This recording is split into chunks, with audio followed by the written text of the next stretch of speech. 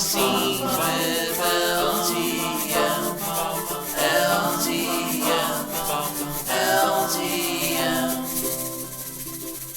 Hi everyone, I'm Andrew Rosenstein and you're here for another episode of Behind the Scenes at LTM. Today I'm here with the director of Walter Cronkite Is Dead, Gloria Trombley, and the assistant director / stage manager, Billy Winter. Thank you for being with me today. Thanks for having us. No problem. So first, how's it been doing a show again? Fun. Amazing. Incredible. Yeah, we're so Show-stopping. psyched to be here. We're really engaged, hot and heavy in the creative process. Yes. No, it's been great. Good. It's been so wonderful. What drew you to direct, assistant direct, and stage manage this particular show? I love directing here. I was hoping I would get asked to direct again, and did, and was given the opportunity to choose whichever the slots, the time slots and the plays that worked for me, and this was really the time slot that worked for me. I wasn't sure if you knew the show previously. I did not. I had read it. I kind of immediately thought this play needs some visual elements. We didn't have a lot of money, so we won't talk too much. We want to surprise you a little bit with some of the fun things that we're doing. But we knew that it's a play that has a lot of emotional ups and downs.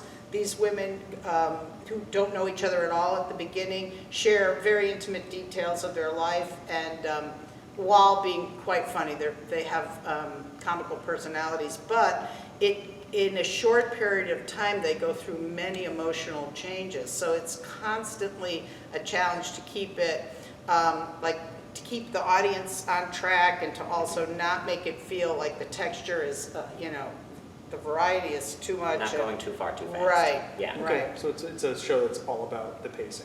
Yeah. Yes. Okay. Yeah. Cool. For you, what drew you to this show? I got a phone call from Gloria, and she asked me if I'd like to assistant direct, and also she needed a stage manager, and so I'm doing both. Awesome. One-stop shopping. Well, it sounds like you're having a blast. I am. I'm learning a lot. Good. Truly. I've never had an AD before, and Billy's amazing.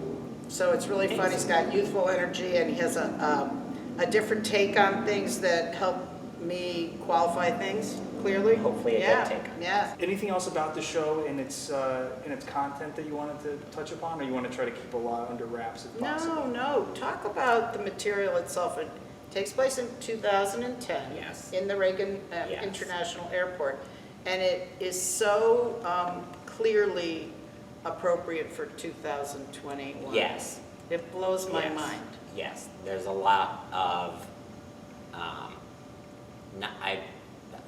we can say foreshadowing. Not intentional foreshadowing, but there's a lot that hits home now. It's kind of eerie because it could be set in 2021. Conversations that these two women who are vastly different in their political views, their religious views to a certain extent, the way they bring their children up, how they live their lives and so forth, so Relevant. 2021 Yeah. blows my mind really. And so we're not changing, we obviously don't change anything, we never can do that, but I mean, you'll see, it'll reverberate, I think, for the time. That's cool. Yeah. And I think that there's so many themes that can come out of a show like this, like tolerance, lack of tolerance. I feel like there's just going to be a yin and yang to everything. Like, would you say the show is mostly about tolerating people that don't think the same way you do, or is it more about the... Actually, we talk a little bit about That's a lot of it. Yeah, that's a lot of it. And I don't think it's about the word tolerance, may not be it's realizing that we're more alike than different. Yeah. And then there are major concepts that you hear in the show, like understanding, and throughout. That's the word I think I meant. Yeah, and throughout, kindness is just so prevalent. It's at the forefront. Assumptions right. we make about people we don't know. Absolutely. Do you think this kind of show would send people home with like a self-reflection? I hope so. I hope was they'll gonna go out say, and have that's the coffee dream. or a Yeah. drink and talk about it. Cool. I hope so. It's wonderful. Besides being entertained, I Right. love when theater, Makes you think. right. Yeah. Absolutely.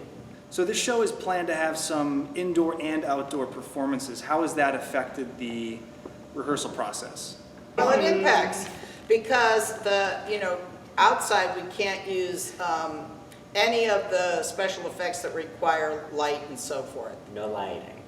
No lighting. No lighting. And so we had to be creative in that, and we also wanted to create something, some sort of a set, I call it spectacle, that would be interesting outside. So the Saturday, Wednesday crew worked their tushies off to create this stage that will be more appreciated outside than it will be Yes. inside because of the fact that we're raised here and the floor is flat and it's proscenium and it's so different. It's going to be a little bit more like 2/3 in the round maybe Yeah. out there. Okay. Yeah. Which is exciting, because we don't get to do shows outside here. Right. So I'm very excited that we have. And the actresses something have outside. to change up their blocking Right.